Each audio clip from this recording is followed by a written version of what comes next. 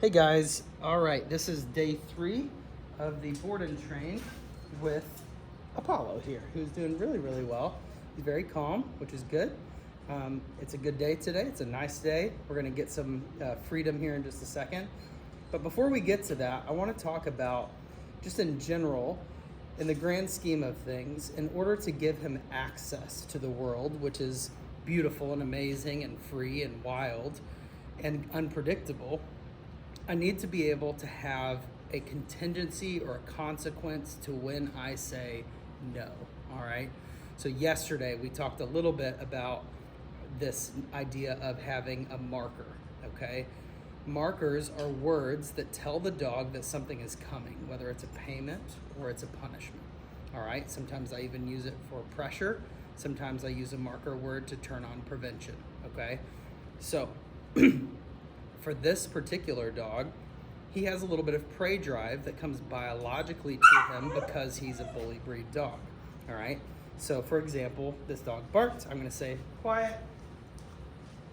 I'm going to give a little crate correction there, and then I'm going to keep rolling. Okay. So, the idea that when I say quiet, that you have to be quiet means that something has to follow that word. It means I have to do something about it. If I just say quiet and nothing happens after that, then the dog is free to bark however long that they want to. All right. So, when we're talking about off-leash freedom and giving dogs the biological fulfillment that they need, I also need to know that when we're in free, that means you can do whatever you want to except for run away from me or attack people or try to push people away or push aggression into something else that is not intended. Okay?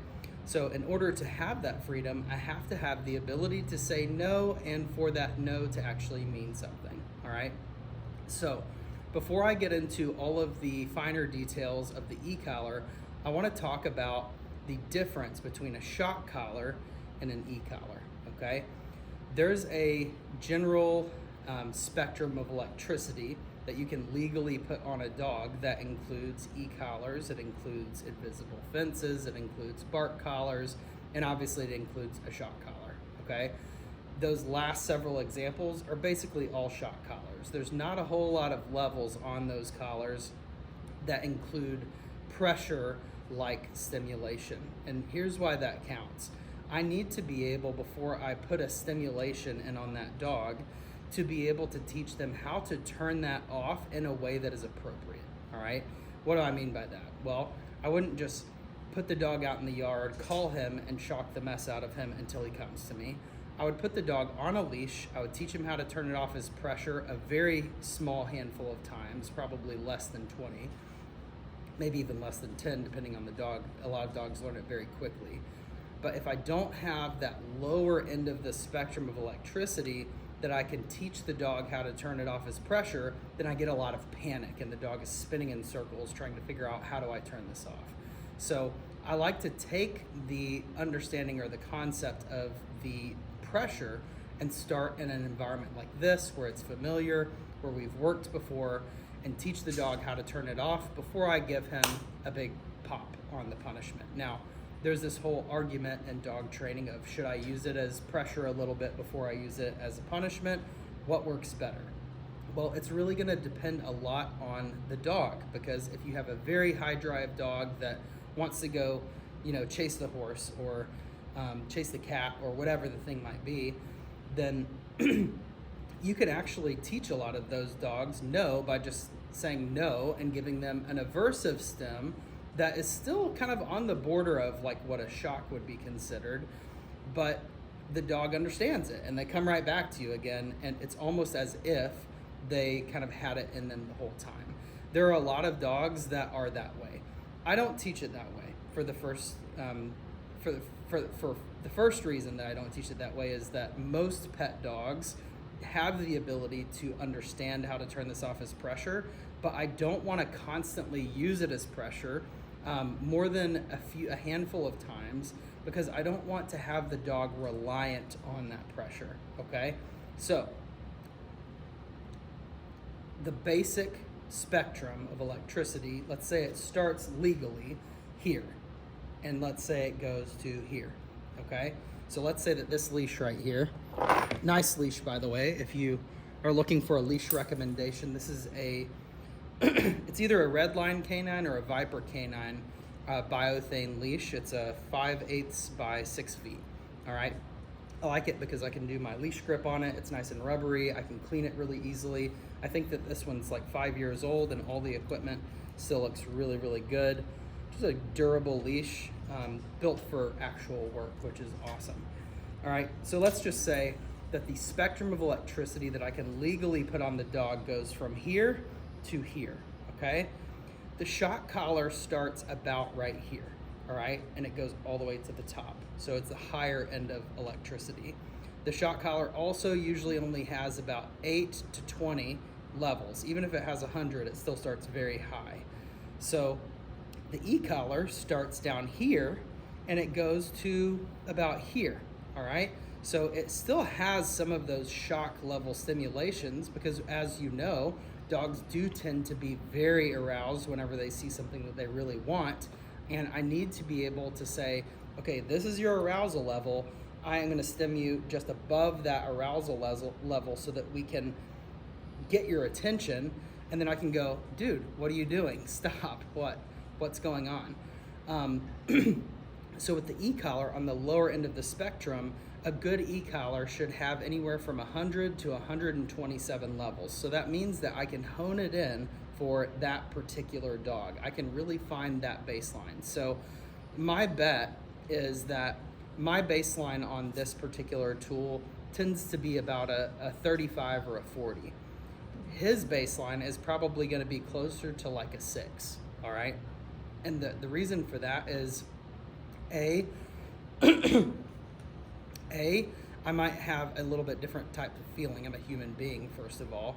And B, he learns to kind of look for that stimulation, and I want to teach him how I use that stimulation before I just introduce all of these huge distractions. Now, that being said, today and tomorrow, I'm going to use it in a little bit higher level, but it's not going to be that slamming the dog with a correction, okay? And you'll see very quickly that he might be a little bit confused at first, but I'm going to help him through that. And once I've helped him through that, now we can use that tool to communicate with the dog. So we're essentially teaching a bridge language similar to the leash, all right? So hope that makes sense. I hope that explains to you the difference between a shock collar, which is on the higher end of the spectrum, not subtle, highly aversive, versus an e-collar, which can be aversive, but I can be very subtle with it and I can really hone it in for that particular dog because there's these little micro increments that I can specifically hone it into. So we're going to test his baseline today. We're going to test my baseline today, which is the first thing that the dog can feel that would bring about some sort of change in behavior. What does that look like? How do you find that change in behavior? Well, for me particularly, the contacts are going to go here or here, and when I tap that e-collar, when I tap that electrical stimulation, I'm looking for either a stopping of a behavior or I'm looking for kind of a curiosity, okay? I'm not looking for a flinch. I'm not looking for anything like that. I'm looking for literally just, oh, I feel something, all right?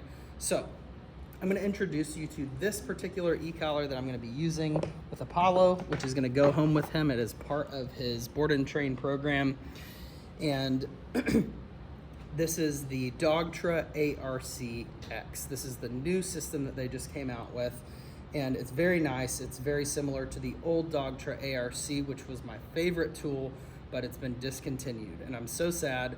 It was very subtle. It had 127 levels. It was great. It did what I needed it to do, but this one is new and improved, and it's gonna be here to stay.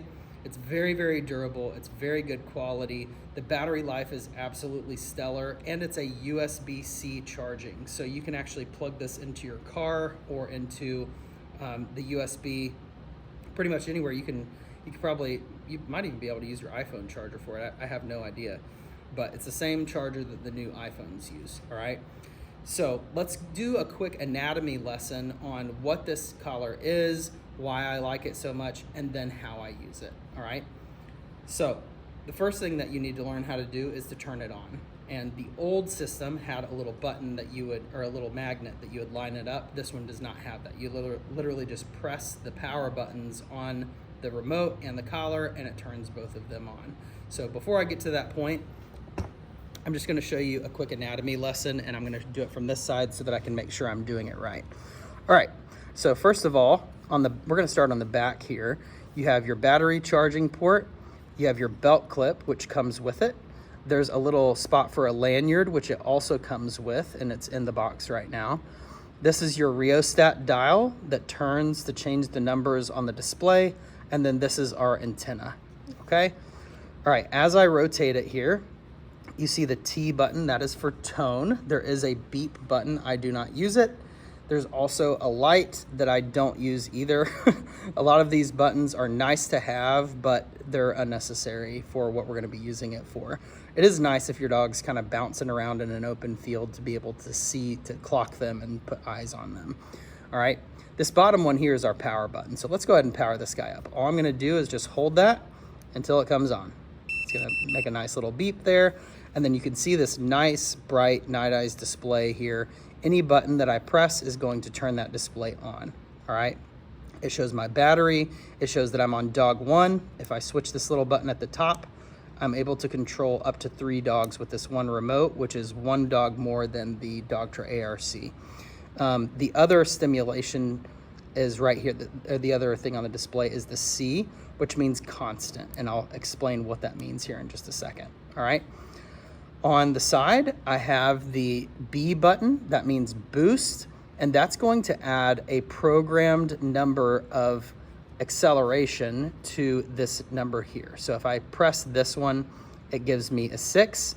If I press the boost, well, I haven't programmed it yet, so it gives me nothing. It gives me a 6 as well. So 6, 6. I can also program this, and I'll show you how to do that here in just a second. I don't usually use boost. I just roll up if I need to. The other button on the side here is the page button. Page means vibrate, okay? So boost, vibrate, electrical stem right here on the front. It's a nice big button. It's very easily fits in your hand really nicely. And then you've got your tone, and then you've got your light button right here, okay? I think I covered everything on that. Nothing on the bottom. Now we're going to talk about the actual receiver itself, or the collar. The first thing that I love about this is it's nice and long, so it comes really big, so that if you have a huge like Cane Corso or a Doberman, or excuse me, a Great Dane or a Mastiff or something like that, it usually comes about, I think, 14 inches or something. Or not 14 inches, it comes at about 18 inches, so it's pretty big. You can cut it just like I have here. And then let's go through the anatomy of this guy. So you see how the strap goes through there, and you can move where this thing is. You can actually slide it down if you need to. I prefer to keep it a couple of inches off of the end here so that my weight is distributed appropriately. All right, so as I turn it this way, you can see that it reveals my charging port, same USB-C charging port, and the charger actually comes with a splitter, which is awesome. So I can charge 2 things at once. Pretty cool. These 2 metal contacts here are where the stimulation comes through. One is kind of your ground, the other is your stem. So you'll only feel stem out of one of these little electrodes right here. All right. On the top, you have the indicator button, which shows you that the collar is on, and then it also doubles as a light. If you want it to, it can strobe. So I'm gonna hold this until this beeps. That means it's on. There we go. So just to demonstrate how bright the light is, I'm going to go over here to my remote. I'm going to tap the L button, and that's going to cause that little strobe right there. And I can turn it on, and I can turn it off just clicking that button on the side. Pretty simple. All right. So the first thing that I want to do before I ever put this on the dog is I want to vibrate it in my hand just to make sure that this is working. Now, this particular unit has a very intense vibration. I barely use the vibration unless I'm trying to like hurry the dog along. It kind of depends on the mindset that they're in, but I very, very rarely use the vibration. And again, that is the P button for page. It's vibrate. So I'm gonna let you feel. You can hear it here. You can also hear it here. It's very strong. It's kind of like your phone is ringing beside you, okay? Some dogs are completely freaked out by that. Some dogs don't care. They don't mind it. It's not aversive to them, all right? So what I'm gonna do really fast is I'm gonna actually test my own baseline on the collar, and I want you to see what level that I'm at. So I already know that it's gonna be above 20, so I'm gonna just start pretty high. I'm gonna go up several at a time. Sometimes my baseline is a little lower than others, and sometimes it's higher than others. It just kind of depends on the distracting and the distractions present in the environment. Okay, so for example, today, I can start to feel it at about there, about a 24. Usually I'm about a 44. The old Dogtra ARC, my baseline was typically around a 16. So it just depends on, and it's coming through this little node right here. This one is just kind of like my ground, okay? So when I don't have it on both sides, I'm feeling nothing at all. So nothing, something, okay? I'm gonna turn it up just a little bit. Yep, something, nothing. So this is important, all right? If you do not have both of these little electrodes right here touching the dog's skin of their neck, then they're not gonna be feeling anything at all. So if you put it too loose and one just happens to rock off of there, then you're feeling nothing. Now I'm feeling something, now I'm feeling nothing, okay? So it's highly, highly important that you make sure that you get this nice and snug, all right? So let's talk about where we put this, and I'm gonna go ahead and turn it back down to 0 again. Let's talk about where we put this on the dog's neck to make sure that we're getting a good connection and how tight that it needs to go, all right? So first of all, I put the collar in one of two places, either to the left down here in this nice soft spot where it's not gonna go anywhere, or to the right, okay? Left or right, you pick one, all right? The tightness that this needs to be is so tight that you should not be able to fit your fingers underneath those contacts when it is on the dog. If you can fit your fingers under the contacts, they may or may not be feeling that stem, and you're not gonna have a good test of what that dog's baseline is. So it needs to be tight enough that you should not be able to fit your fingers under those contacts, but you should be able to fit 2 fingers underneath the actual strap itself, all right? So, is that normal? No, it is not. So I have to acclimate the dog to this tool, or they're gonna be very weirded out by that. So the first thing that I did with him was let him start wearing it so that we can actually use the collar, and he doesn't think that, oh, the collar's on, I'm good, the collar's off, I'm a jerk. It also teaches him that we're gonna put this on during times that we're going out to do freedom and play, and sometimes we're gonna put it on to do work. So it teaches him not to run from it. Similar to the prong collar yesterday, you saw that as I presented the prong collar to him, it was an invitation into my little world. And he goes, sure, I'll come into your world. And I put it on and I paid him for it. I was like, nice, good job, buddy. So again, the way that this should go on the dog, you should be able to fit 0 fingers under the metal contacts, 2 fingers under the strap, okay? Almost every time that I tell that to a client, I say, okay, put it on.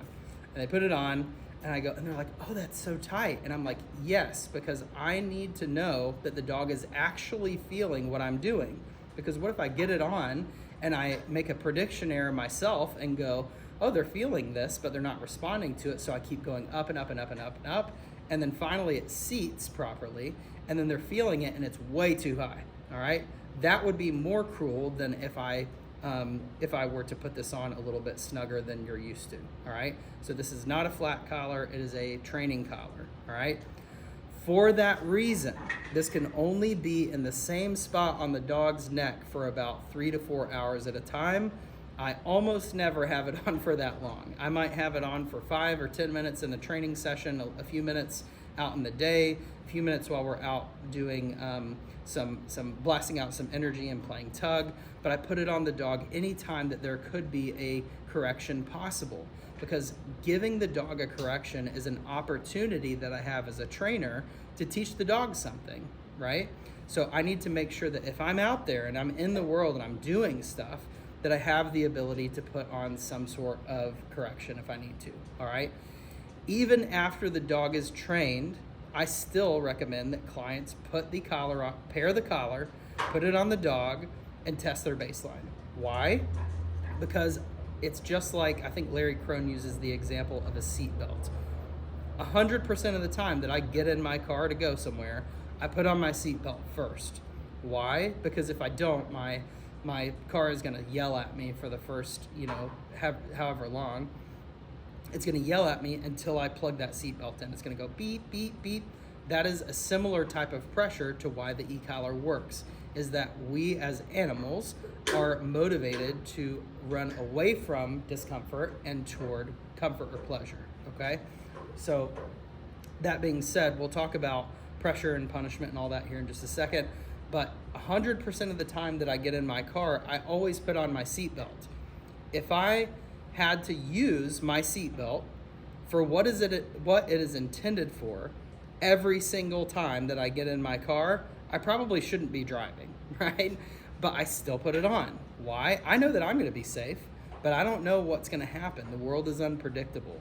So I need to be able to give the dog some kind of communication, and sometimes the dog will not be able to see me or hear me. So I have another kind of sense gate that I can operate off of, that I can exercise pressure or I can exercise punishment if needed. All right? So how do we go about actually putting this on the dog, testing the baseline, all of these things, okay? I'm gonna get him out for a second, and I'm gonna work him on just some basic stuff, and then we're gonna come back to the e-collar here in just a second. I'm actually gonna go through a little kind of review of what we did yesterday, and then I'm gonna come back to the e-collar, and we're gonna suit him up just like we did with the prong collar yesterday, all right? What I probably will not do today is I probably will not use the tone, I probably will not use the vibrate, and I probably will not use the light. I will only use the electrical stimulation, and I want you to see how subtle that I can be, and I want you to see that it gives me the ability to communicate clearly so that we can be more free, right? That's the idea, is that I have the ability to now open up the world to the dog and say, go find opportunities. I'll tell you if you're wrong, right? That's what life is about. If I'm always operating under prevention all of the time, meaning that the collar is on so the dog is good and I don't have to press any buttons, that is not a positive result. That is a false positive. So I see that happen a lot, where trainers will say, just leave the collar on the dog all the time for the first couple of months, and then you'll be able to fade it out somehow. I'm gonna give you a way to actually fade this out through the training process that's gonna be very simple, very easy. It's gonna make sense to the dog, and it's gonna make sense to you. And more importantly, he will not need to use this for what it's intended for every time that you put it on, like the seatbelt, but you'll have it just in case, right? That's the idea, is that you know how to use it, you can use it confidently, you can use it competently, and in a way that it's not gonna mess up the dog. Because let's face it, you're gonna mess up. I'm gonna mess up. He's gonna mess up. But if you do it the way that I'm gonna teach you, it's not gonna mess up the dog, okay? All right, I'm gonna pause this for just a second. I'm gonna move my tripod over. I'm gonna get him out and do some engagement with him. I'm gonna see if he's actually gonna wanna do some food work today. Yesterday, he didn't really seem to wanna do a whole lot with the food, but today I think he might work a little bit for food. And then we might see if we could play a little tug. We're just gonna kind of see where he's at today. That's ultimately what I try to do, is I come in with a game plan of what I wanna do, and sometimes the dog goes, no, I don't want to do that today. And I go, awesome. Sometimes the dog says, I don't want to do that. And I go, too bad. This is what we're going to do. So it just depends on what we need to work on for that day. As you can see, again, just a reminder, there's 10 dogs in this room, and none of them are barking and going crazy and exercising arousal. Why? Because they know that there's a contingency to my words. If they bark, I'm going to say quiet. I'm going to go take that lid over there, and I'm going to smack their crate with it and go, stop. That's enough. Right? So anyway, I'm gonna pause this really fast, and then we're gonna start to do some engagement with this guy. All right, let's see what we got here.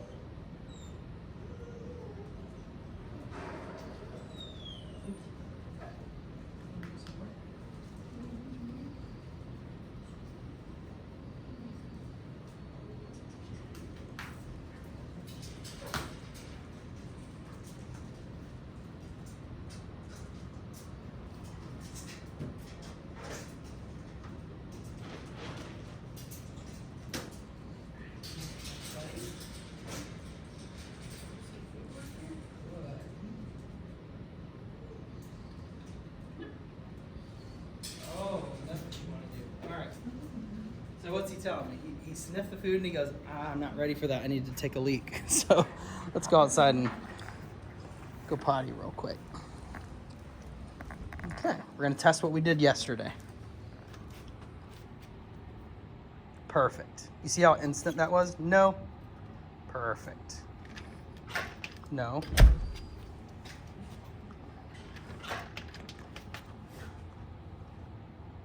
Let me just check really quick. Make sure there's no one out here. Free. Good job. And free means you can go pee, go poop, go do dog stuff. Literally any level of arousal is appropriate here. If he wants to run as fast as he possibly can and take up as much space as he can, that is totally fine with me.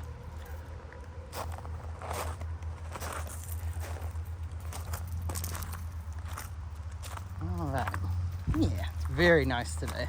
It was warm earlier, but there's a nice amount of shade right now. It's beautiful. All right, I'm gonna just pause this for a second while he goes potty, and then we'll turn this back on when we go back inside. All right, so he's showing a little arousal at something. I don't know what it is, but you can tell he's a lot more comfortable today too. I always try to make little notes as I'm going, but one of the things I really like about this interaction today is that he feels more comfortable being away from me, which is a really tough thing for an insecure or a scared dog at first, to be away from the handler. So this is very good that he is in that kind of seeking mode. Emotionally, the emotional state is way better than it was yesterday. Not that he was shut down or anything. He's opening up. He's being more curious. He just seems to be in a happy place right now. All right, we are all pottied up. Nice job. All right. You ready? You ready? Let's do it. Let's see if he wants to do some food work. If he doesn't, I might see if he wants to do some play. Now, eventually, all of my communication system is going to be exclusively play and physical touch, but it's good to have a little food work so that we can teach some things. We could always teach it through play too. All right, you ready? Come on. Let's go. Very nice. Nice and boring. All right. Yeah. How's my guy? Set this up here. Here's my little tripod setup that I made. I'm gonna get this rock out of my shoe. How's my guy? Huh? My buddy. Yes. So yes is gonna pay him on me. You wanna try? You wanna do a little food work? What do you think, buddy? Great. Eat it.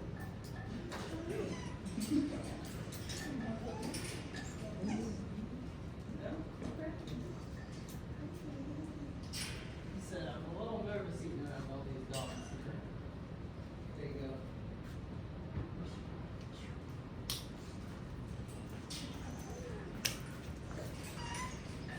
One personal play.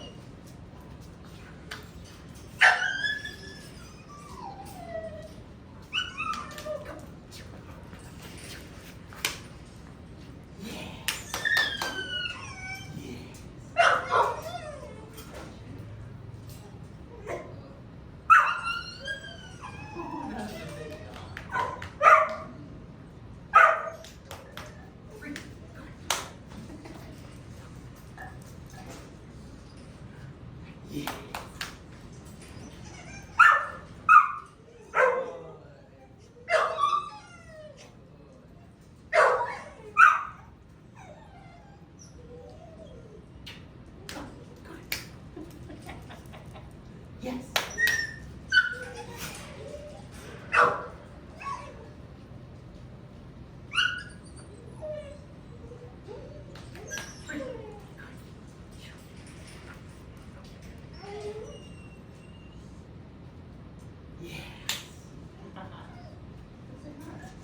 This is good. He's getting a little curious at everybody. Is that fun?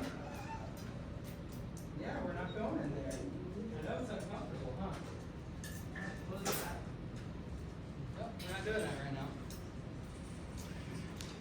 That's what I'm saying. He needs that confidence. Like, he's getting there, but he's curious. He wants to go say hi, but he's like, I don't know.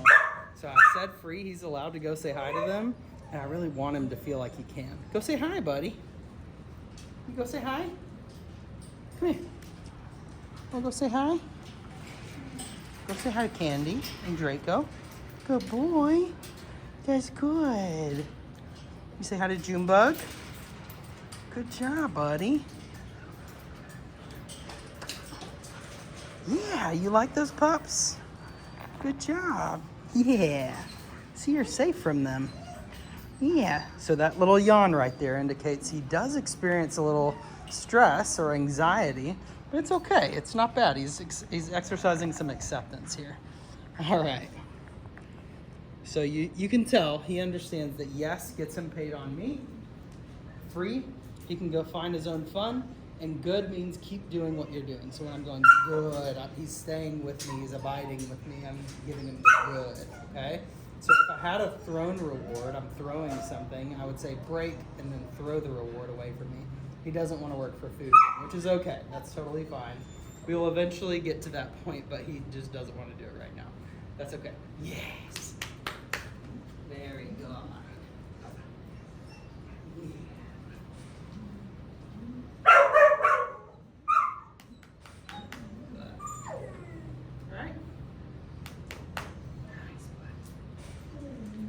Okay, so I'm gonna go ahead and click his leash up really fast. I'm gonna move this tripod down here so that you can see me a little bit better further down. I'm gonna angle it down a little bit since he's kind of short. Hi. Oh, what? What are you doing? Check it out. You smell Mila on there. Nice job, buddy. And I'm just gonna go ahead and clip my leash up. Oh boy, come here. Come here. Come here. Yes, good job. Good job. Okay. I'm just gonna stand on his leash. I'm not gonna hold him back or use pressure. I'm just gonna stand on the end of it. And then as I offer this to him as an opportunity, I've already paired this up, but I'm gonna vibrate it in my hand just to make sure that it's paired before I put it on the dog. So just as a reminder, you always want to vibrate it in your hand before you put it on the dog, okay? So, where does this go, right? If I have a martingale collar or a flat collar, I usually put it on the bottom, but if it's the only type of collar that I have other than the e-collar, I'll put that on the top. So whatever the leash is connected to, I put higher up on the neck. So in this case, I'm gonna actually slide that collar up, and then I'm gonna put the e-collar just underneath it. Good boy. Nice job, buddy. And then as soon as I get it on, we're gonna do a little bit of zoomy time. Nice and snug here. Good job, very good. That's good, buddy. Oh, that's good.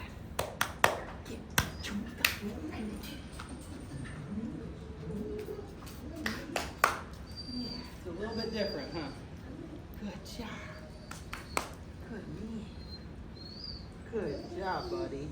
All right, so now that it's on tight. I cannot fit any fingers underneath those metal contacts there, and it's not slipping and sliding around anywhere.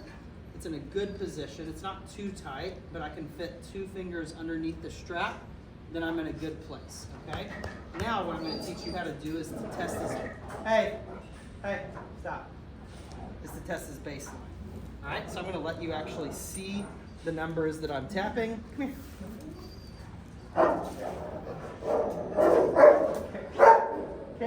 Carol is over there playing all by herself, having the best time ever. It's so cute. All right, so no, come on here. Come here, Bubba. Come here. There we go. I'm just. Hey, Carol, can you stop, please? That's enough. No more.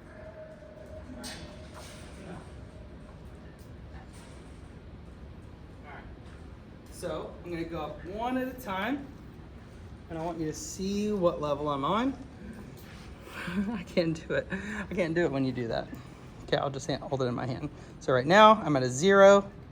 That's nothing, right? He's not feeling that because it's not outputting anything. So I just go up a couple at a time. I'm looking for some kind of change in behavior. Okay, a little lickies there. And it's on this side of his neck, so.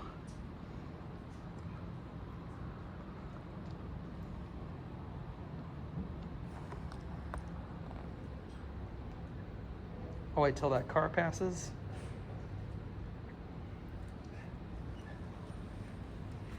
Hi.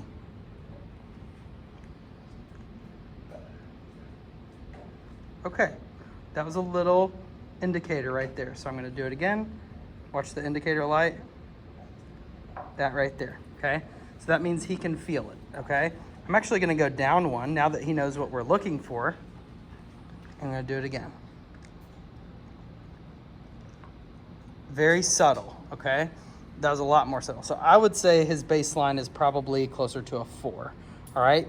Again, my baseline was about a 22 to a 24, so about 6 times higher than his. So how would we use this, all right? How to actually use the collar once I have established what the dog's baseline is. Well, I'm using it as pressure, which means that it has to turn off as soon as the dog offers me what I'm looking for. So I would say something that I already have taught the dog. I'm not teaching anything to the dog with this, all right? I'm gonna say, Apollo, come. Yes, I literally just tapped it one time. He was already gonna come. Yes, good job. Very nice, buddy. Good boy. Free. Good job. Free. Good job, buddy. I'll let you kind of chill for a second. Can you sit? Good. No, tap. Perfect. That was just one, that's 2 taps total that I've done so far. Okay. Apollo, come. Yes. So I'd say, Apollo, come. I tap it one time. He comes to me. I immediately stop tapping as soon as the dog offers. Okay. So I'd say, sit, tap, tap, tap, tap, tap, tap, tap, tap, tap, tap, sit, tap, tap. Need help? Need some help? Sit. Good. Okay. So now he's, no. I'm tapping. Sit. Very, very subtle, okay? No, tap, tap, tap, tap, tap, tap, tap, tap, sit.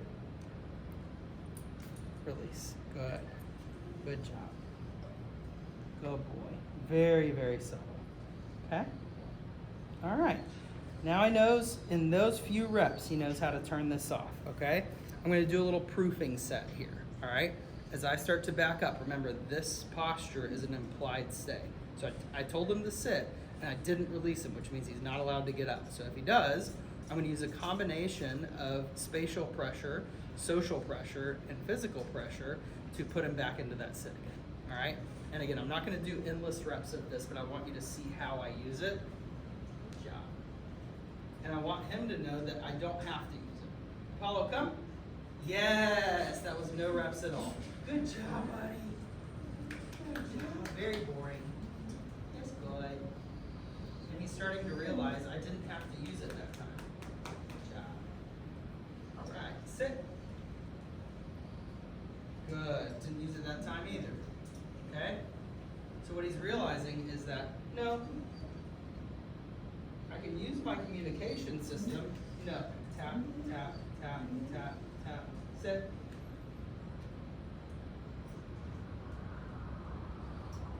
No. Sit.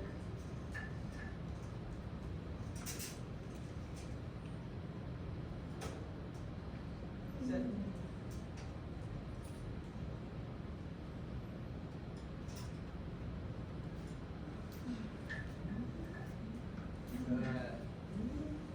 Okay, so this is mainly just to teach you how I use it as pressure so that I can teach the dog how to avoid it completely as punishment, all right? Or as an aversive type of pressure. So the idea here is I would eventually want to fade out all of my markers, rewards, commands, all of that stuff, and kind of automate a lot of this stuff. I'm actually gonna mop the floor really quick and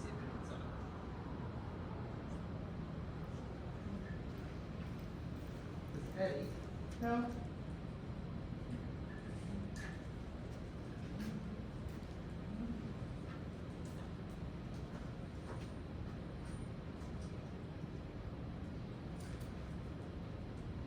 When he goes back into it, I don't paint mark or reward for that. You can go on the floor, sir. Yeah, Tina pants. Mr. Tina pants over here. It's the second time you've done it since I got here. One thing I love about Freedom Journey is that they're very clean. Everything is immaculate. It smells amazing. Very nice. Good. Good means I'm gonna come to 10.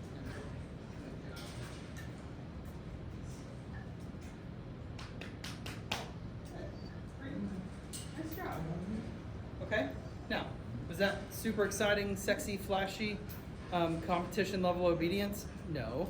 I'm just teaching the dog that I'm willing to use pressure, and I'm also willing to use it as an aversive pressure, meaning that it's urgent. So once I have a behavior, I'll ask for a behavior. I don't ask for it through using word commands until I know that the dog will offer it for me. If I'm using pressure, I have an option now to go ahead and just say sit, turn on pressure, and turn it off once I've said it. So for example, come here. Oh, actually, I can just use my e-collar now. Come here. I tap one time, yes. Good job, buddy. So he hesitated to come to me. I said, it's okay, I can use a little pressure there. All right, can you sit, please? Good job, buddy. Very nice. You're doing so good. Very nice. All right, so I used to use a lot of e-collar pressure in my training, especially for a down. And the reason I don't do it anymore is I hate it. I can't stand how the dog looks when I do it. He can't stand how it feels when I'm doing it. It's just not fun for anybody. So I don't do it anymore. I do it with my own dogs. I do it with service dogs because then I need to be able to send them into a down without having to say any words. And sometimes that's super, super valuable. So especially helper dogs where I need to put my dog in kind of a down to look not as intimidating or not as conflict oriented. Sometimes I'll just hold the electric so that the dog knows that you go all the way into the down when I hold it. If I tap it, you go into a sit or you slow down. All right? So I'm not gonna layer over that much. I'm just gonna use it for recall. Everything else should be taught based on the communication system, and it's taught using the leash. I feel like probably the biggest mistake that people make, again, I'm proofing here, so the biggest mistake that people make is they will fade the leash out too fast. They don't help the dog through that moment. No. What's happening?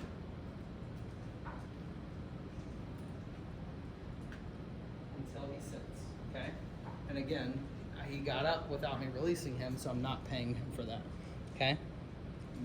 He's like a little statue right now. So people's biggest problem is typically that they fade the leash out too fast, so it takes away my ability to establish some sort of consequence if the dog gets up. So along the way, I need to know that the dog is offering the behavior.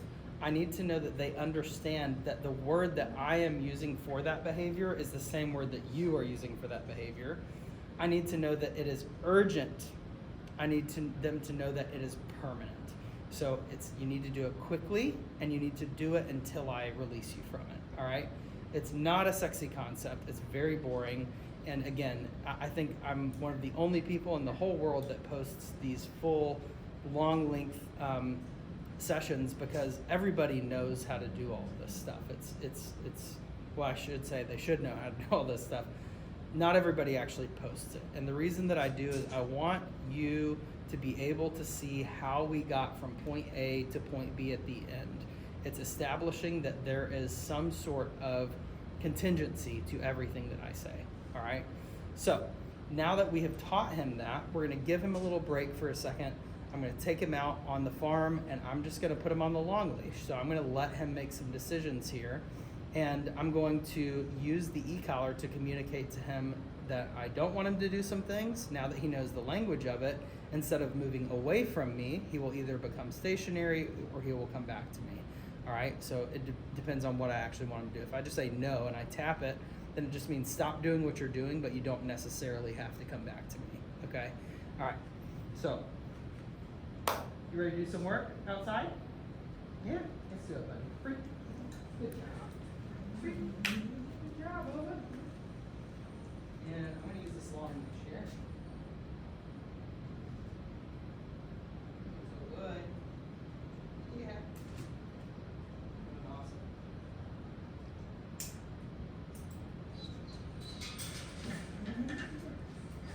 That right there. Let's go. And when I'm using the long leash, just to get through the doors and stuff, I'll have it kind of closer to me. But as I go, I will probably just drop it on the ground so that way if he decides that he wants to lunge at something, I will use my feet to correct him instead of using my hands. And that'll give him a little bit more of a physical punishment. All right, we're gonna take some of this up here. I can just drop it on the ground here in just a second. All right, let's go turkey. Same thing. I come to the door, I claim my space. He should offer an auto sit. The door opens when his butt goes and hits the ground. No. Perfect. If he comes up out of that sit, I say no and I close the door back. Okay? Notice how he's anxiously awaiting me to release him. No. Come here. Yep. So he has to wait for me. No. All right. I'm just gonna see all the horses doing their thing over there. See the cow laying there. He's smelling it all right now. Okay. Nice boring release. Okay. Good job. Good job, buddy. Enough. I'm gonna turn that light off for just a second. All right, let's do it, bud. Let's do it. Okay. Same thing. Good. Nice job. So anytime we go through a gate, no.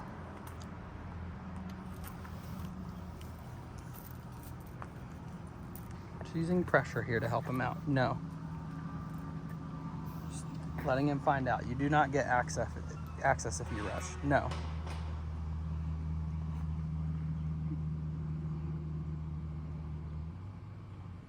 I'm gonna tap.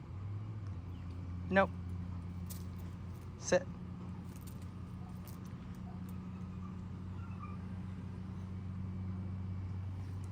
Okay. Nice job. We're just gonna pull all this in here. It's kind of arduous when you have only two hands. Come on, bub. Come on. Come on.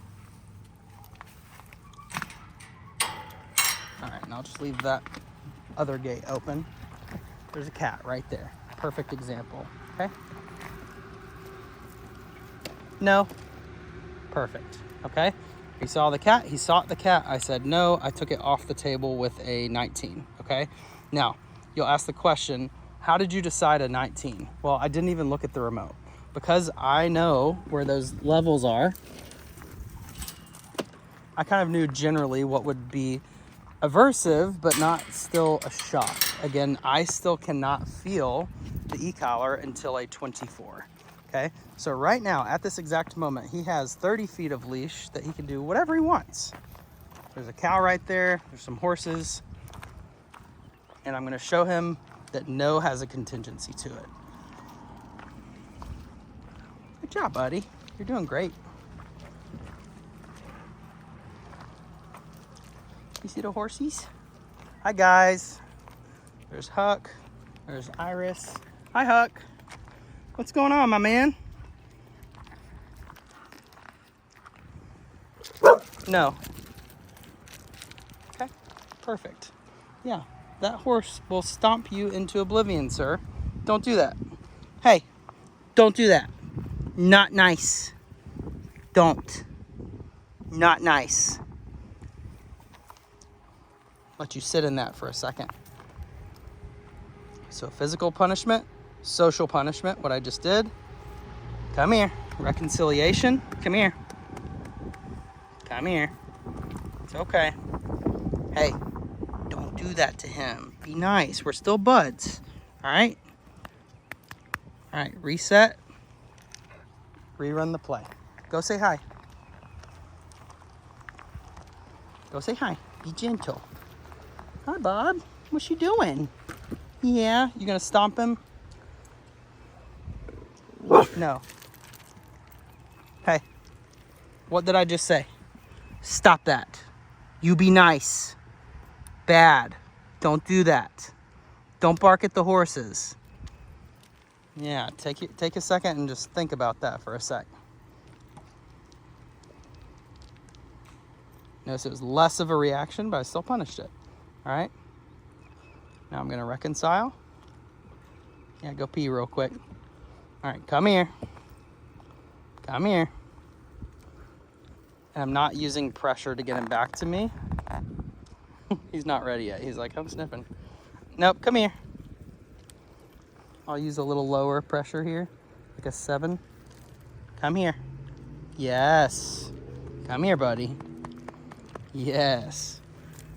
Listen, you have to be nice to all the horses because you're going to have horses in your life, sir. All right? All right. We're still buds, but you can't do that. All right. Go say hi. Hi, Huck. Same thing. Hi, buddy. You're being so good. Yeah. You're a good boy. There we go. Yeah, that's the bad end of the horse. You really don't. Actually, all of them are. Hi, Melvin. What's up, my guy? What do you think? So notice I'm not holding him back. Now what do you see? What is the emotion here? What does that look like? What does that look like? That looks like curiosity and respect.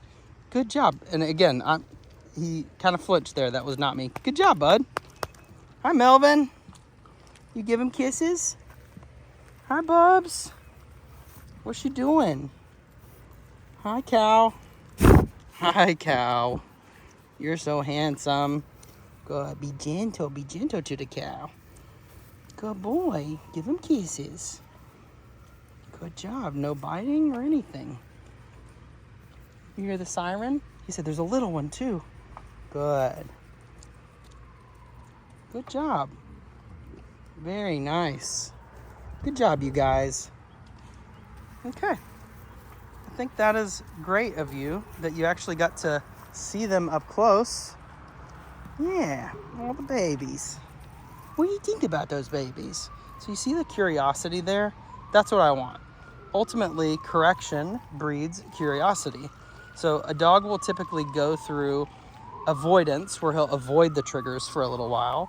He'll go through aversion, where he'll be close to them, but he'll have to look away. He'll go through tolerance. Go say hi. Hi, horse. Hi, baby. You're doing so good. Yeah. Say hi. Good job. Hi, cow. Hi, cow. Good job. Good job, buddy. Come in. You say hi? Give him kisses. There you go. Good job, bud. Okay. Good stuff. Yeah. All right, you want to walk a little bit? Let's go. So remember we taught him structured walking yesterday? Look where he is. Look how I'm not holding him in that position. All right? So if you do really good on your structured walking stuff, off-leash training, off-leash heel, no, leave it. So that was literally nothing, but I tapped him with a 7. So I said no, and then I tapped. So just like I say yes and then I pay, I say no and then I tap. Because if I don't give a space between those, then the dog's, the actual thing that I do will overshadow the communication system. Okay, let's see if we can proof this auto sit here. Easy. Tap, tap, tap.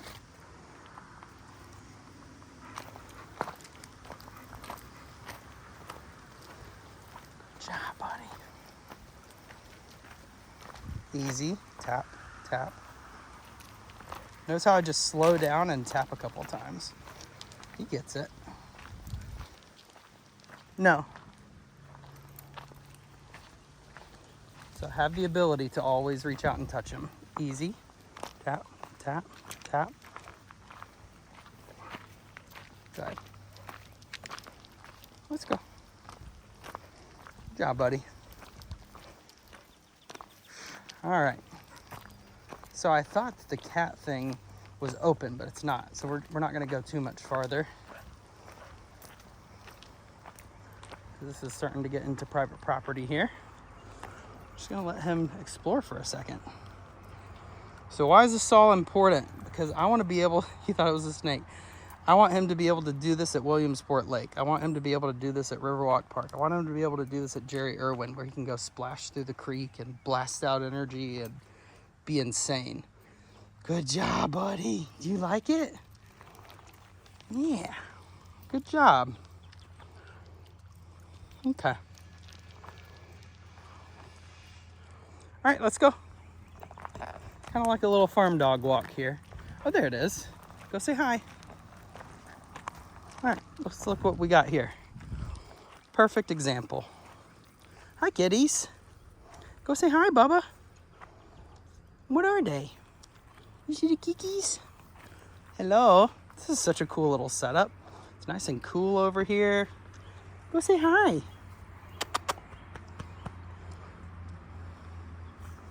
Come here, Apollo. Come here.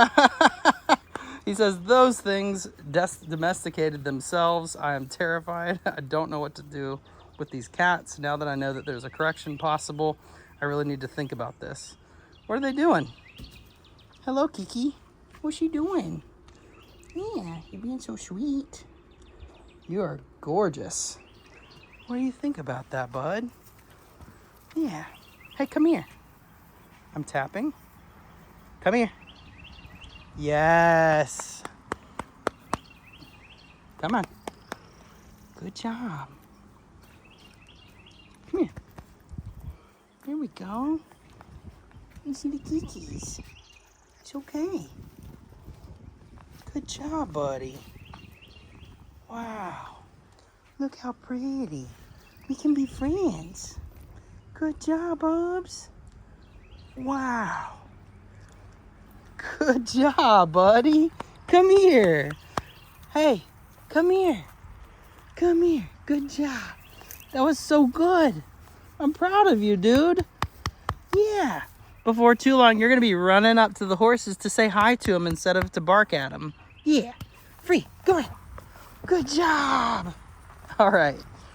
That was the session for today, guys. I wanted to do a little bit more on the language of play, which we will probably do more when we can get out in public. But these last couple sessions have been in pretty low distraction. Free, you can go say hi. Whatever the thing is, go look. He's allowed to be curious here.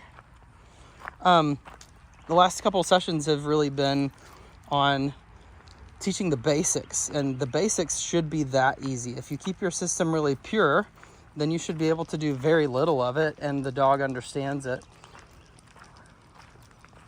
so that we're not constantly doing work all the time. Because he doesn't need to do work all the time. He needs to go be free. He needs to go be playful. He needs to push aggression into me through tug, etc. All right. Okay. Notice how polite he's being with this doorway. Okay. Let's go. All right. Close this back here. All right, I can let him off a leash here. Good job, buddy. Very good. Free. Go on. Good job. Did you have so much fun? Good. Oh, I'm not going to hit you. You think I was going to hit you? I would never. Free. You want to play ball? Apollo, get it. Get that ball. Go get it. Oh, we got a fetcher, do we? You get that ball. You gonna get it? You gonna get that ball? What a cutie. All right, I'm gonna run a rotation with the rescue dogs and do some round robin shaping sessions with them. So that is it for today. All right, guys, I hope that this has been helpful. I hope that you have seen that the e-collar is not this big, bad, scary thing that everybody wants to make it out to be. But I also hope that you see that I use it a little bit differently from some trainers, and that I do give punishments on it. And I'm not afraid to go to that place to say, hey, we're taking this behavior off the table. This is not something that you're allowed to do. All right? You ready? Apollo, what's this? Apollo, come here. Yes, that was with no stem. Good job. Break, go. Go get that ball. He's like, not yet. We'll get to that point, buddy. We'll get there. All right, let's go.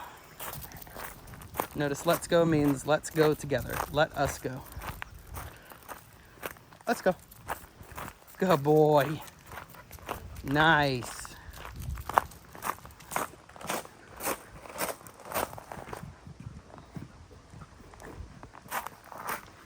Now that we have a new language, he should go into a sit right here. If he doesn't, tap, tap, tap, sit, release. Okay, nice, beautiful, good job. All right, let's get that e-collar off. Should I turn the lights back on? What do you think? That'd probably be helpful. Yeah, saving electricity. All right, come on. What a cool dog. He's just super sweet. And again, I'm gonna let him check this out real quick. Check that out. Nice job. Good job, bud.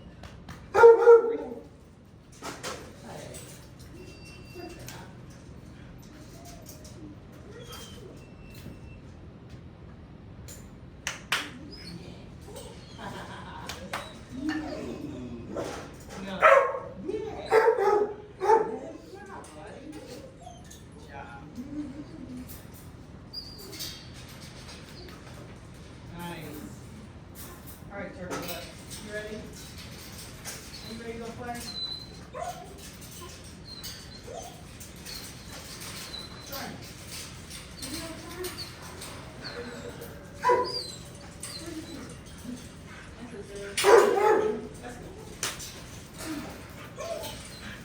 All right, guys. See you next time.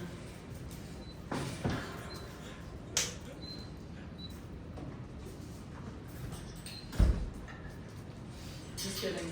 Just turn off the camera. But I thought that was really cool. If I had someone editing this, that would be a cool moment.